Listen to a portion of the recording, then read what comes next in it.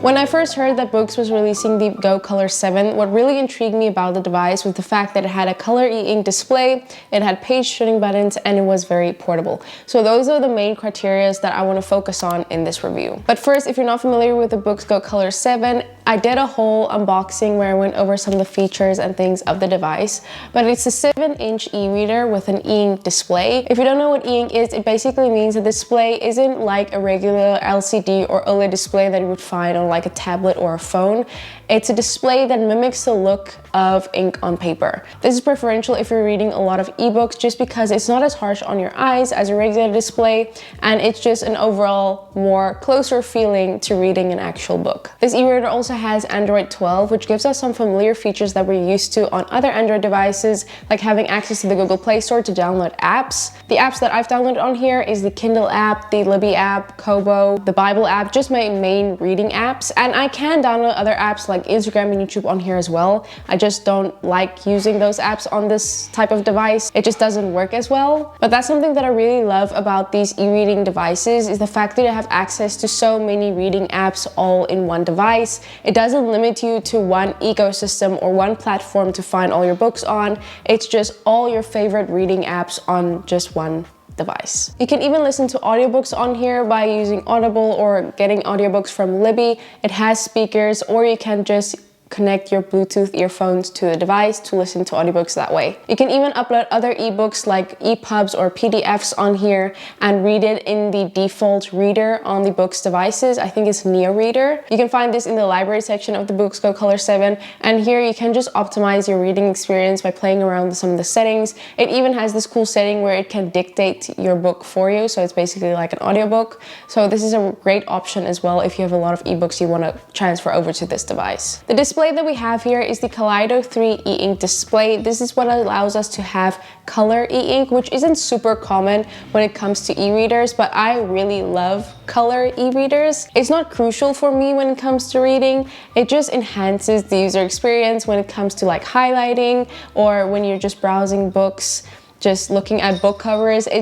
It's a nice thing to have on your e-reader. The display quality is 300 ppi when it comes to black and white content, and 150 ppi when it comes to color content. So black and white content might just look a little bit more crisper because of the pixel density, but 150 ppi is pretty standard for e-ink devices. Most color e-readers has 150 ppi. If you read a lot of graphic novels, the 150 ppi for color content might impact your experience. It's not going to be as vibrant and colorful as you would get on a phone or tablet, but that's something to keep in mind if you are going to be reading a lot of graphic novels on here. You can also adjust refresh rates and color quality by going to the e-ink center and playing around with some of these settings, and I really suggest familiarizing yourself with this e-ink center. Here you can adjust some settings on how color appears on your device, like optimal, vivid, or custom, where you can make your own custom changes to like the darks, the brightness of the colors, and all that. Then here at the bottom we have all the refresh modes, and you'll see we have traditionally 4 refresh modes when you're inside an app that you can choose from. We have normal, which is just a normal refresh rate, and this is pretty good for reading books and things like that.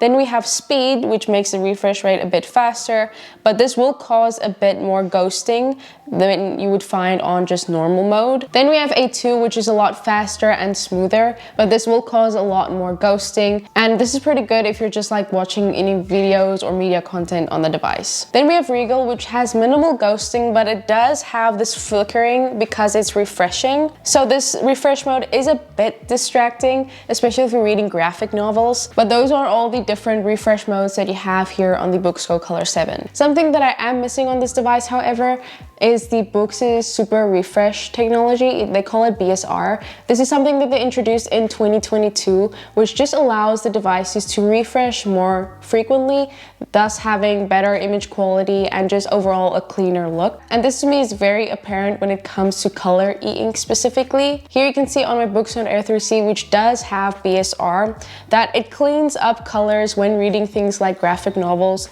a lot faster and probably better than the Boox Go Color 7 that doesn't have BSR. The reason that I think they didn't include BSR on the Go Color 7 is because of how much more it sacrifices battery life, because it refreshes more, therefore using more battery and this device is mainly seen as like a portable device, which you probably need good battery life for. So sacrificing BSR just meant better battery life for the Boox Go Color 7. Now this hasn't been a big issue for me when it comes to using the device because I mostly read regular books, but if you're reading any graphic novels, I can see this hindering your experience because of all the ghosting. My advice, if you are getting this device and you want the best experience when it comes to refresh rates and how the colors refresh, is to read in speed mode. This is just what I found has the least amount of ghosting while still making it a pleasant reading experience.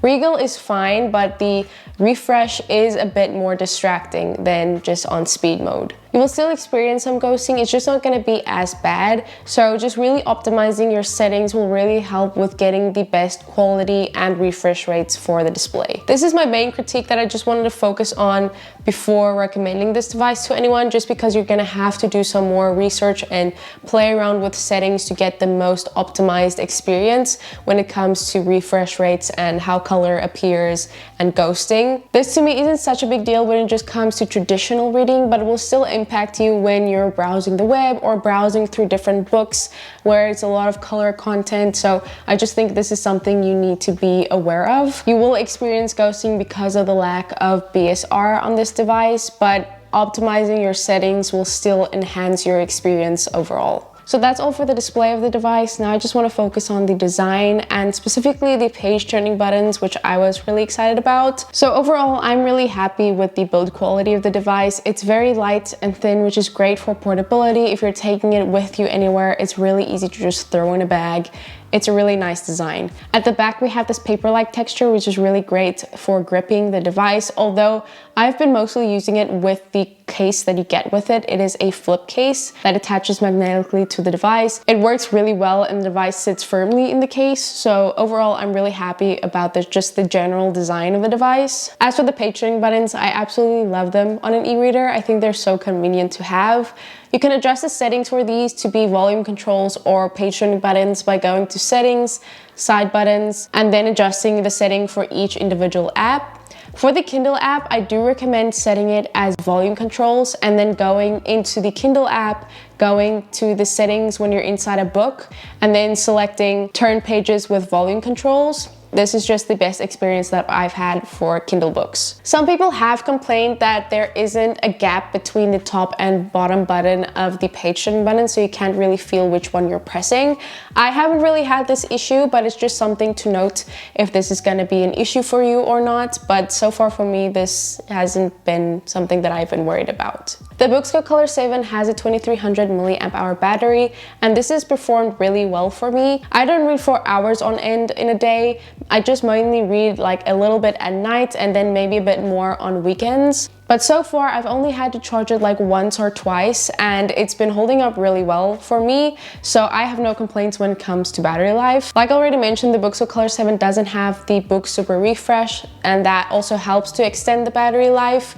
It doesn't have to refresh as often, so it conserves a lot more battery. It's a trade-off between better battery life and better refresh rates. Ideally, we'd have both, but for now on this device, we have better battery life, which I think is still a good call, because if you're going to be using this a lot on the go, this is going to be really helpful for that. I really have loved using this device. I love the page turning buttons, the fact that it's portable.